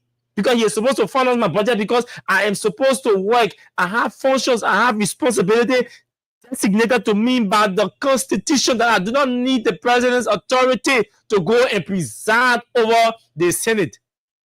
I don't need the president to tell me how to maneuver my way, use a gavel to recognize influential speakers who will speak in favor of our legislative instruments that we send to the legislature. I don't need the president to tell me I know the president's agenda. So I'm able to sit down in the Senate, preside over this session, and recognize, identify influential speakers, lobby with them behind the scene when the instruments are coming. I go to the office, from office to office, talk to them. I mean, the president, this instrument is coming. This is the legal side. This is the economic side. And this is the benefit for Liberia. I need your support and all of that. So Julia does all of the lobbying behind the scene. As soon as the instrument gets there, she already knows who to recognize first, second, third, fourth, fifth, before recognizing all of critical voices now. As you recognize 5, 6, 7%, the first 7%, everybody speak positive. You have influenced the flow. You have influenced the debate on the flow. Those who may have been having a different view about the instrument, they start the second thought. But how the first fast speaker, everybody going the same way. Legislative maneuvering, lobbying. The vice president has the authority because he has the gavel. Folks, don't tell me how can the vice president with that kind of authority tell you he's an OK pack? It means he doesn't know his responsibility. He doesn't know what he's supposed to do. I can be a vice president and go to the public and tell you that I'm a vice president that is back when I know my responsibility. Do I need the president? You have Oliver as president. I'm vice president. Do I need Oliver to call me? Then, my man, instrument coming down there. I need you to preside over the session, and I need you to go to lawmakers there and talk to your men in the place there to vote in favor. Do I need the president to tell me? No, I don't need the president to tell me. The framers of our constitution were smart. That's why they structured the constitution and the government in this form, and by making the vice president to preside over the Senate. Because you know why? The Senate has two fundamental constitutional authorities that no other branch in the country has. Those two responsibilities can break down, can cripple the entire executive. You know what I do? One is that the Senate has the authority to confirm political appointees. The Senate can say, we're not confirming that you're finance minister, Mr. President. We're not confirming that this is a central bank governor. We're not confirming this is Liberia National Police Minister, RG. We are not confirming your information minister. We are not confirming your foreign minister. So imagine you say your first 5, 7 nominees, your justice minister, foreign minister, they deny all of them. What do you think will happen? It's going to affect the functioning, the effective running of the government, right? When presidents take over, that the first group of people they can send out the finance minister, justice, foreign minister, and all of that. First people, police, and all of that. So you go to the Senate again, half a delay, 1 week, 2 weeks, 3 weeks, they're running back and forth. Right? The president does not have direct contact there. So the framers of our constitution say, let's give the president, let's give the executive access. So that made the vice president presiding of the Senate. That made president of the Senate and presiding officer. You call that OK back? You call that authority? You call that responsibility? You call that influence an OK operation? It means you do not know what you're supposed to do. You have the office, but you do not know your way out. So you call yourself an OK pack. The vice president, by the structure and by the structure, authority, function, and responsibility given to the office of the vice president by the Constitution, does not make the vice president an OK pack. Jeremiah, could you lie? No, it doesn't. The second responsibility, the second authority that the Senate has, that no other person has, is the ability, the authority to impeach, to try the president's impeachment. The horse can get impeached. If the horse impeached, where are you going? The horse can get indictment. The horse can just indict the president at all. So the horse can impeach. Oh, we vote to impeach the president. Oh, yeah, the president impeached. Yeah, by impeach. Finish. But you know when you go to the trial now, that the Senate can preside over the trial. That the Senate going to vote The Senate will serve as a jurors. Then some people will go there to preside over the trial of the president, impeachment. Then those 30 senators are sitting there to take vote. You think that the president will negotiate or lobby with those people? Not the vice president. So before the vice president here, there's an impeachment bill in the House. Say no, we gotta start working. That means start running around, start getting to start getting his 17 senators. His 17 senators, because he does not want the president impeached. So he started looking for his 17 senators, his 17 votes, to start securing 17 votes. So why the lawmakers in the House are debating the impeachment and all of that, rallying their own voting thing? The vice president already lobbying intensively because he's presiding. Besides that, the vice president is presiding along the protest. So the protest, they didn't delay thing to put it on the agenda. That's why the vice president is supposed to have a cordial working relationship with the pro tem and the leadership in the Senate. So the leadership can say that and say, gentlemen, we can't put this impeachment thing on the floor for now. When the do that in the Senate here, we delay. Why delaying anything? You're looking for someone motion to trash. Man, you gotta make a motion for us to trash this thing. When that motion comes, you start lobbying for a 17 or 18% of vote in favor of trashing that thing. Boom, the Senate trash it. That's the responsibility of the vice president. That's why they gave you that gavel to preside over the Senate. You didn't give it to you just because you're vice president. Didn't give you that gavel of authority as president of the Senate and presiding officer over the sessions. Because you're vice president. They give it to you because they expect you to exercise responsibility and influence over the 30 men and women in that place. To either you avert, or you neutralize, or you prevent potential threats or decisions or action that pose potential threat to the survival of the president's agenda in the Senate. There's a responsibility. Baka, the president, does not have to give you that responsibility to act. The Constitution is clear. When you bring him, come here, tell us the president will tell you to attend meetings before you go there. That's the meeting you're talking about. Your cardinal responsibility that is protected by the Constitution, that the president cannot take away from you, that the president does not have to give you instruction to go and do. It is clearly written in bold letters, in black and white. Then you go to America and go tell the people, say, our constitution, our government is structured in a way where the vice president will always be an OK. No, that's not true. Except you don't understand government. Except you don't understand the functions of the vice president. It's deep. Look, folks, let me tell you this. Do you know that the vice president has unhindered access to all the 103 lawmakers at the legislature?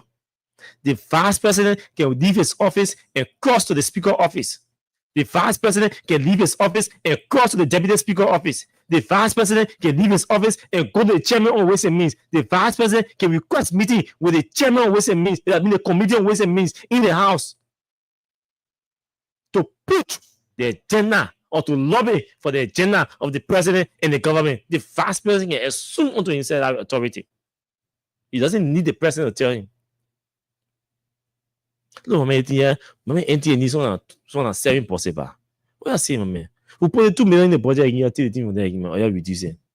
The simple man pick up. Okay, you know what I mean? You take the 500,000 or you put you need the 2 million there. That get the budget for the people. You need Joseph Baka to tell you to do that one. No, let's have a conversation about opening the land. You're telling me what we need Joseph Baka to tell Jeremiah Kun to call the civil and say, with the chairman, my man, I take 500,000 on the money for NTA. I put that money back. I beg you. I beg you. I will press NTA to bring all that budget, all that procurement process, bring everything to report and bring it to you to make sure they spend that money to purchase the buses and the spare parts. I will press them. I will push them. See what? Yeah. Okay, Mr. Phoebe, who would know what we're doing? See what we want to for nothing.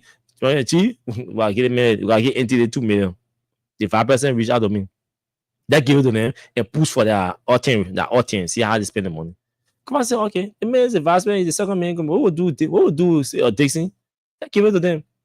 So before the budget even goes to the Senate, the House already finished approving $2 million for to buy new buses for MTA. So when it goes to the Senate, what happens? Stuff.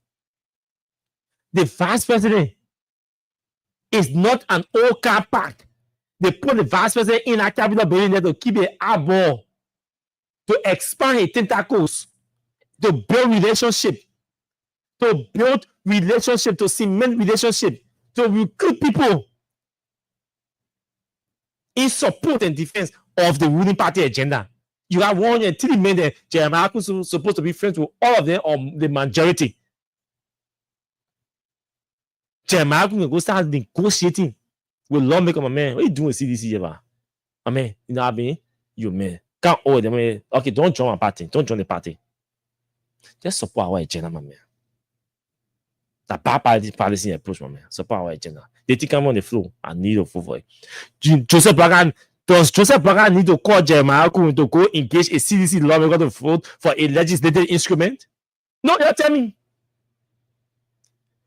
So Jeremiah Kun does not need a call from Joe Braga to designate any legislative responsibility to him. All Kun needs to do is inform the president. What you? The minute if the house, there's some challenge with the house. I'm going to meet. I've called Dixie and I've called Senator Moi for the meeting. We need to get NTA people at $2 million. So I'll talk to them. Anything I'll brief you after.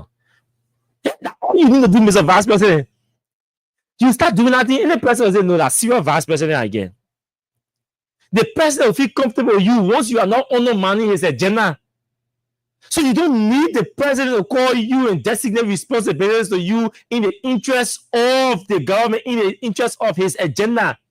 Especially things that are being programs that are being pushed through funding, through budget support for allotment by the legislature. You want Braga to come tell you, say, man, please push for my people? No. So what kind of authority, what kind of old guy that is back? It's because you do not, it's because you are clueless. You don't know your way out. So everybody, you can't cry. Oh yeah, I'm an old car park. What kind of old car park? So the old car park, and we're spending 1.7 million, at least 1.7 million US dollars on an old car that is parked.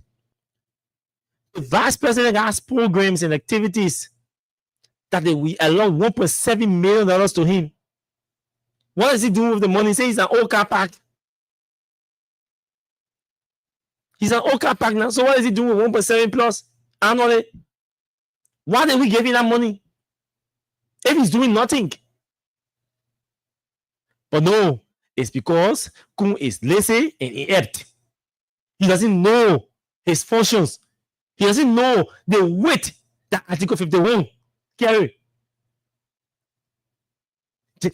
There's one article in the Constitution for the vice president, but the weight that article carry. If you send some human being who can read and think outside the box and analyze critically, you will know that the weight Article 51 carry is no joke for the vice president. And you sit down and talking about you are an old car park and the Constitution and our governance structure, our government is structured in a way that the vice president is an old car park. No, folks, don't believe that. Don't listen to him. Every time you read Article 51, understand, read in depth, understand, analyze, critically, rationalize it, think outside the box, critical thinking. I don't mean tell me you old car park when they give them a responsibility to preside over the Senate. You see, they say you are the president, and the president say, I can't vote, sir. I can't even. Who told you need to vote to influence decision? You don't have to vote as the vice president and as the presiding officer to influence decision. The reason why the Freeman, not only the Freeman's by our constitution, but the reason why those who crafted the rubber rule of law, they say they crafted it in a way. They were smart because they gave all the powers to the gavel. So they said, no, you give me only the gavel. And at 30% here, the decision to recognize people, to call people to order, to checkmate people. All the decision lies in the gavel of authority. We take it and give it to one person. We can't give that person voting right over it again. We can't give that person voting right over it. You give that person two or double authority. So since the man has a gavel, the man can vote, should not be allowed to vote. The man should not be allowed to debate, should not be allowed to participate in the deliberation. He only presides, meaning he's controlling the flow of the debate. That when your authority, your influence comes in. Saying that Yomli Kanala Grand Bassa, you know Yomli will speak in favor of Joseph Boakai United Party agenda. Saying that the of Maserado, you know they will speak in favor of Joseph Boakai's agenda. Saying that Primo Bon, you know Primo Moi will speak in favor of Joseph Boakai's agenda. We feel that TV. Saying that Blaber Brown, you know Blaber Brown will speak in favor of Joseph Boakai's agenda. Senator Yan Toyin, you know Yan Toyin will speak in favor of Joseph Boakai agenda. You have 5 senators already speaking in favor of Joseph Boakai agenda. You go Babolu, you take one from the Bodo County. You recognize 5, 6, 7 speakers first. All about talk, they will speak in favor of Joseph Boakai agenda. The rest now, the debate start on the floor. The rest, I'm not calling them, they be there with like critical thinking and thing. But the floor, the debate, the controlling opinion, controlling view, they already gone. And certain people will speak. You say you the gavel, say no. Am I Bodo cool? Am I when I won't disagree with Bodo on the issue? So let me take Bodo first.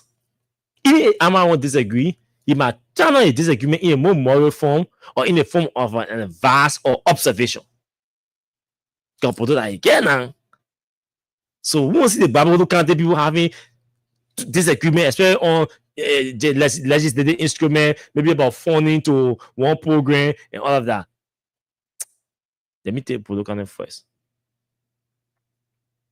You go to Bon a soft place, man. Let me take Primo. Johnny will not disagree with Primo on the issue. Hey, you are using and nobody can question who you recognize.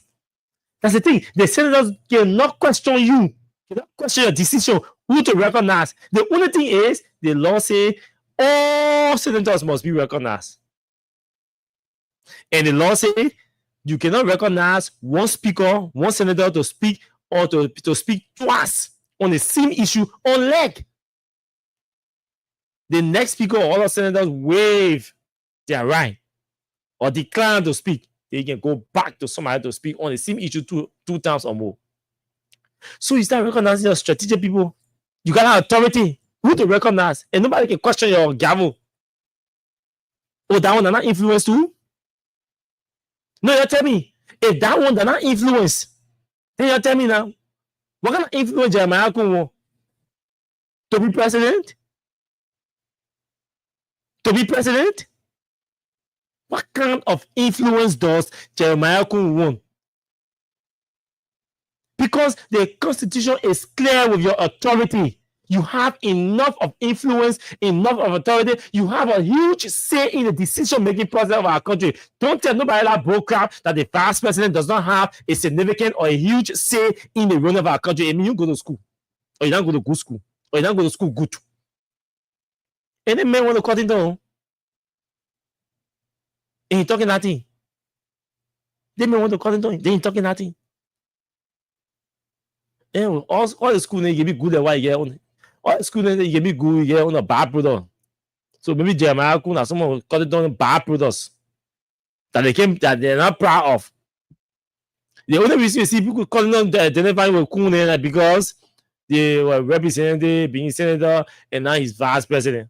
But academically, intellectually, professionally, ethically, morally, because it will not be a school I want to identify with. I mean, Jeremiah as people, I feel proud of Jeremiah as one of their as one of their output.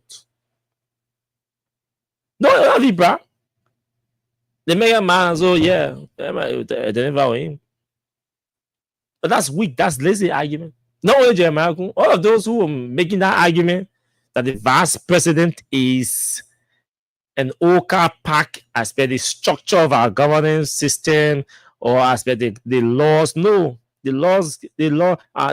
Constitution gives Jeremiah excessive power, influence, strategic influence,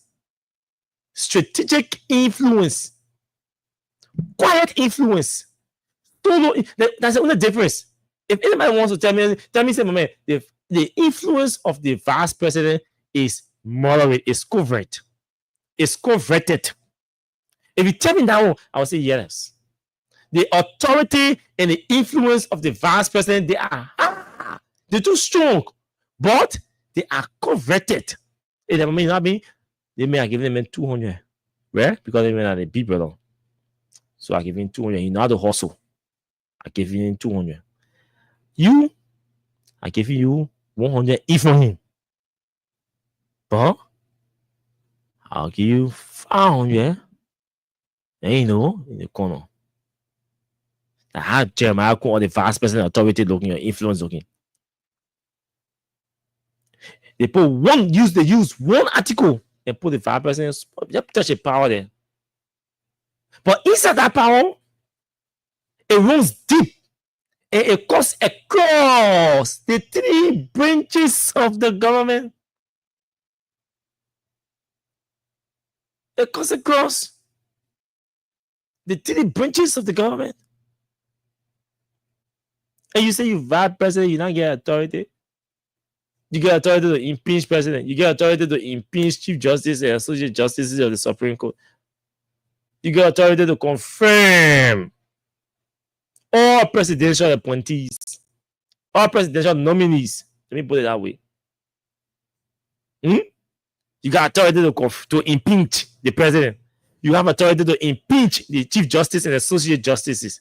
You have authority to preside over confirmation hearings of presidential nominees. When the reports are done in the different committee rooms, they bring the reports to you. You see them. You see them. The ones that are not good for the president, okay. Put your things together. Today and read them. You have the authority, the gavel, the Constitution gives you through the gavel. Not only that, as the vice president and president of the Senate, you enjoy the authority to sign. There's somebody, I heard Baka and you people are making arguments say the vice president does not have option. They say the vice president does not have option. Once the Senate agree, he forced to sign it. Where in the law say, where in the Constitution say the vice president forced to sign the document when the Senate agree? The Senate voting majority. But when the law say he forced to sign? Yeah, I'm not a lawyer. I want you to show me that portion where the law say the vice president is forced to sign, is compelled to sign any document that the Senate pass. When the House pass something, the Senate concurs, right? The majority. When the law has said the vice president forced to sign, even when that law is not in the interest of the administration's policies, it's not in the interest. It's not a line of the administration's policy. It's not a line of the administration's agenda. You see, the vice president forced to sign. You can't get a vice president of court. You can't do anything to him. If I say the president, the document come will follow, but it didn't work. But I will sign. But I will not sign. What do you think? Yeah, I guess not. We gotta put the one in it. We gotta put the clause in the thing. We gotta take the one from them as the president. This one I think, please consult with your lawyers and let them advise us. Because I'm not going. I can't sign the thing. If I don't sign, it can't come to you. So at that point, I create a space for negotiation. The senators cannot impeach you. The senators cannot impeach you. The senator cannot take away that constitutional authority given to you to preside. It means they have to amend the constitution to stop you from presiding over that session. The senators, even if they vex over your refusal to sign something that they have passed, that you think does not align with your administration's agenda, you can delay Now you know radical or roofer or comparative form. You can delay the sun. Because you will still be having 1 or 2 or 3% their senators that you can start talking to. When you know, having with delay the sun anything.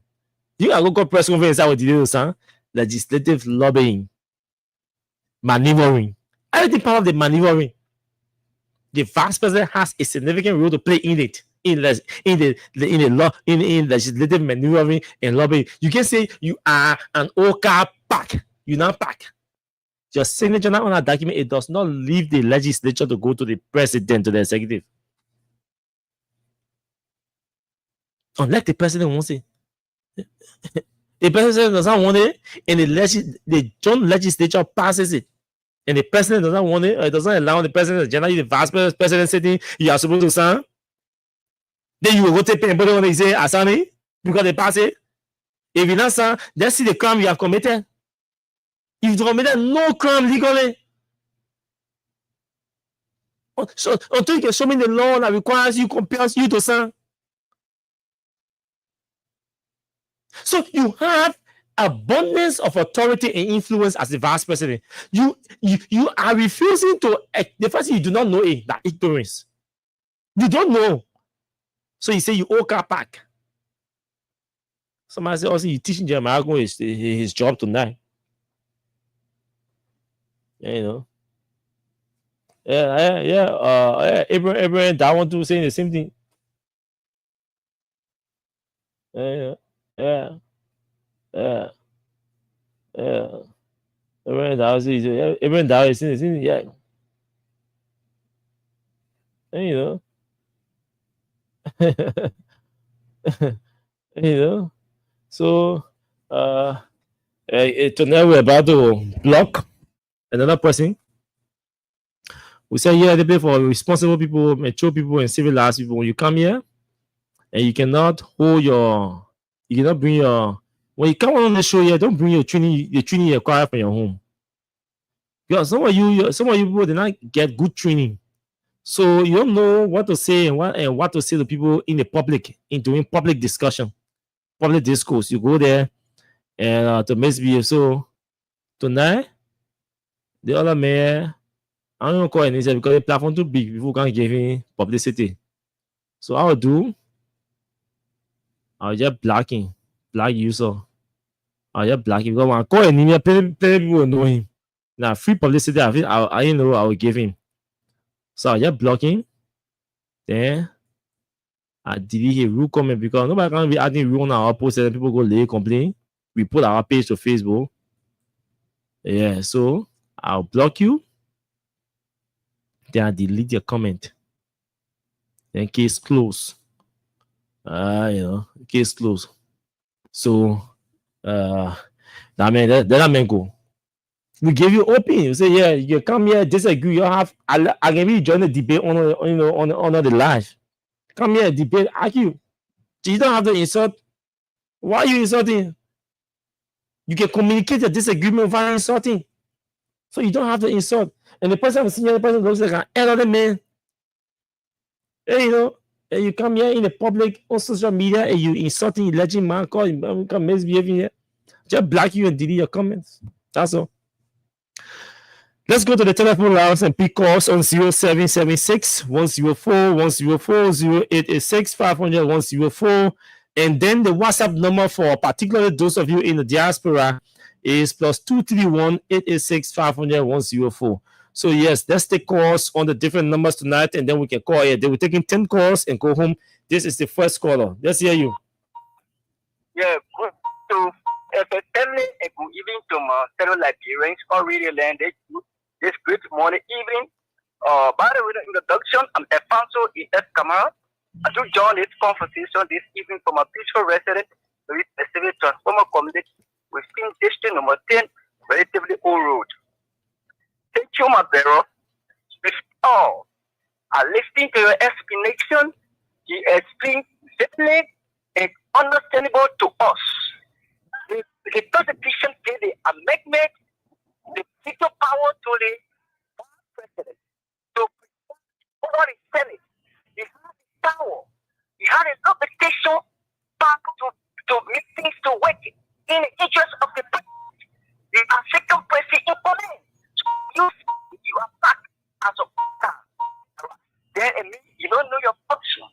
honor your constitutional function.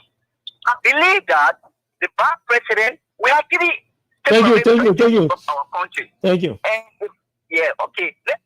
Thank you. Other people want to participate, so let's take others on the show. Let's take others. The first person, let's take the second person. Go ahead.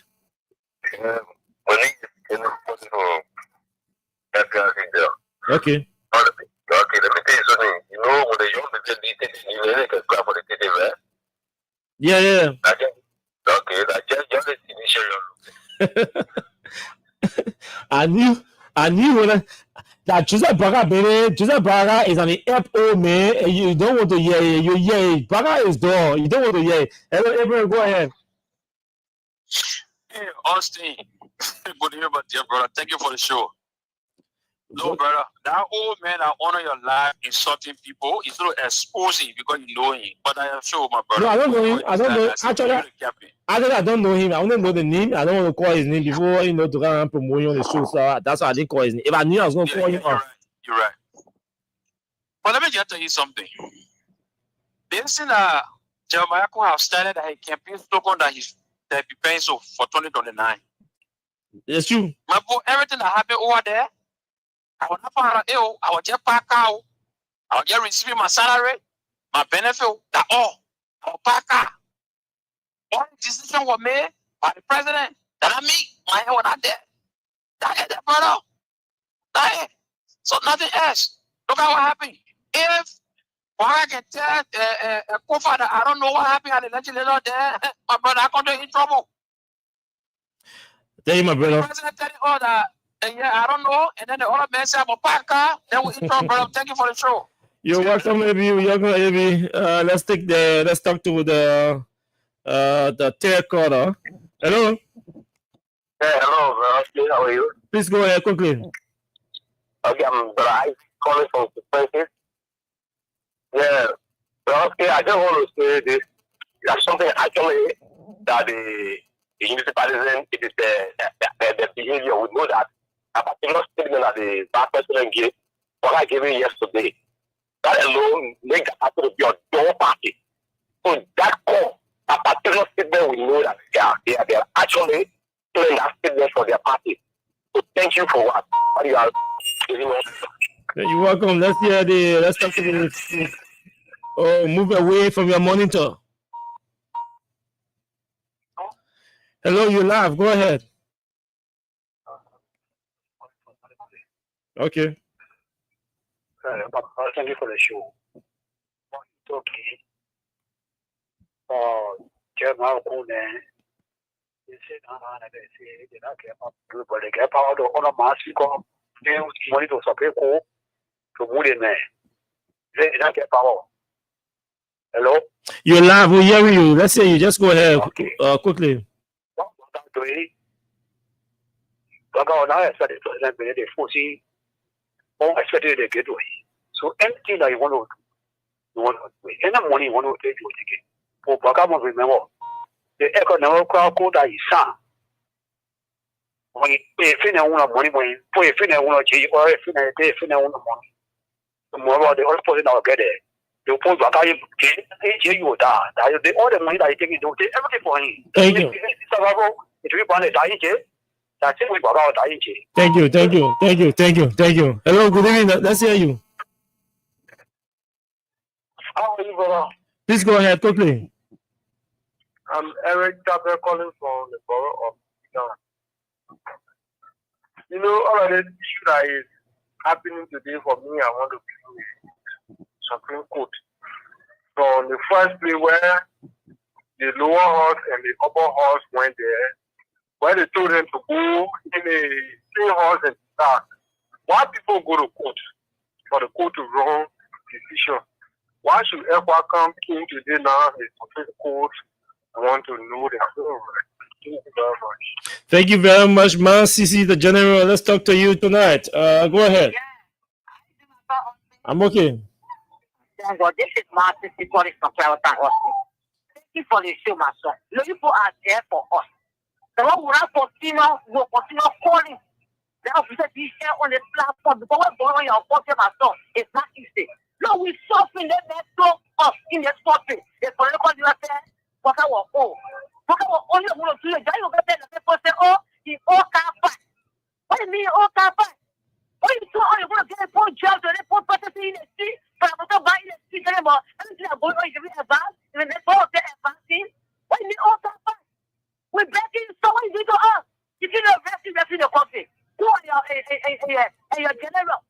Rest in the country for us. We are suffering. They must show that in school. If we are going to go law, they must rule of law, they say like we are bad, but they say are bad. We say no to you. Welcome for your summer. When you saw us, that they do it for us. Come back to the public there. That is out there. Thank you. Thank you very much, man. This is our 7th caller. Let's take the 8th caller tonight. Good evening to you. Good evening. My name is Ibrahim calling from another and stuff. But brother, let me tell you something. We know we're listening to the show here, but we promise you today. Waka is the president of Liberia that was dying power will look for replacement for Waka. So everything you're talking on that show. Is it power dying power? You're dying power will look for replacement. It mean he would die tomorrow. Not tomorrow. Oh, okay.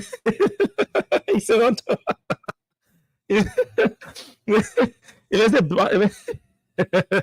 said not tomorrow. He said power dying power. He said not tomorrow. He said no, not tomorrow.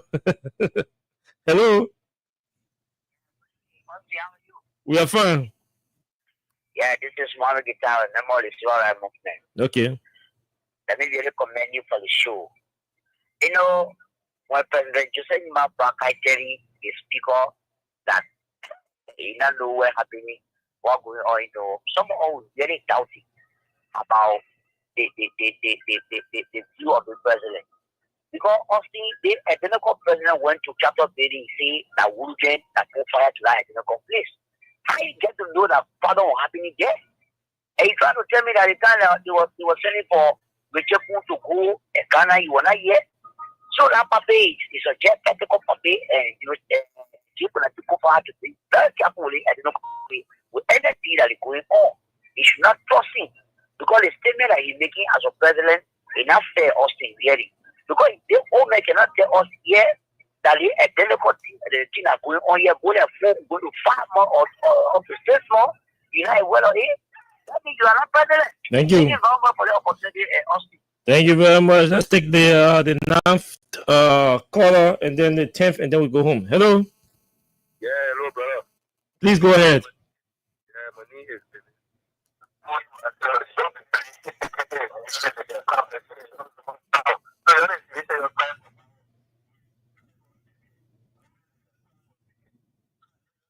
You don't want radio you. I ain't put you on the air, talking. Wait now. I ain't put you on the air. Oh, mama, you wait. Are you watching so? I don't put you on the radio here, talking. Nobody hearing you. You're not on air. Hey, you're not even on air, they talking. Yeah, you can wait more.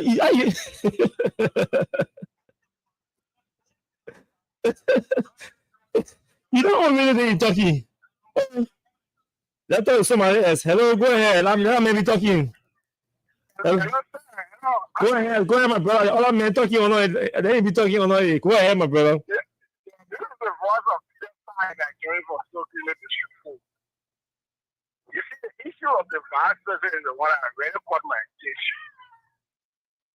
This vice president, according to our constitution, it says that he should be the presiding rest. So what I'm going to Google, you know what it says? Nah, you see. That when anybody supposed to talk, when they raise their hand, he wants to say, yeah, my man, I can't talk, right? Sure. But yet the nation is Paka. Okay, that's the one star. Then the vice president of Paka, the one that really caught my attention is the vice president is being given $3 million in our budget. When that park is not moving, right? So that car when it's parked and not moving, and not doing no work. So that $3 million, I hope when Vice President Punka, you get a $3 million by the Liberian people because they are medical people who are working for them in that park. They are teachers who are doing their work. Say what's going to work every day, they're making $150. So you are back. You're not supposed to tell the woman so $3 million. We agree. Therefore, he say back, although we know that if one can prepare a agenda for everything that can be done in the Senate, and when every decision is made in the Senate can pass through office, we go to the president office. But if he's getting on a back car, no problem. Our 3 million is always putting aside for him.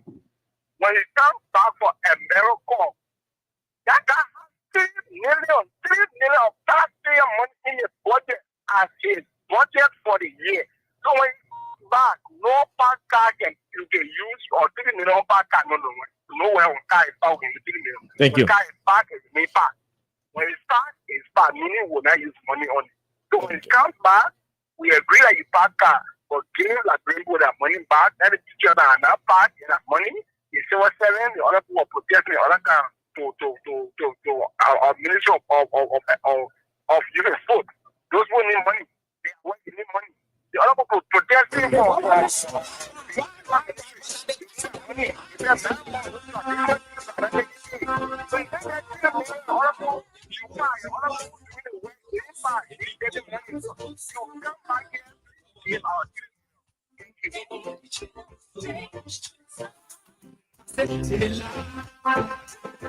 You come back here, please give our TV millions. That's how we conclude the call-in segment on the show tonight, and that's how we go home tonight. Thanks to all of you for following. Thanks to all of you for watching in the manner you did. We shall be back here tomorrow by God's grace and only God's grace. Until then, my name is Austin Kawa. Bye-bye. The reason why we ask why the government betray, you know, but come on, yeah, that's the delay.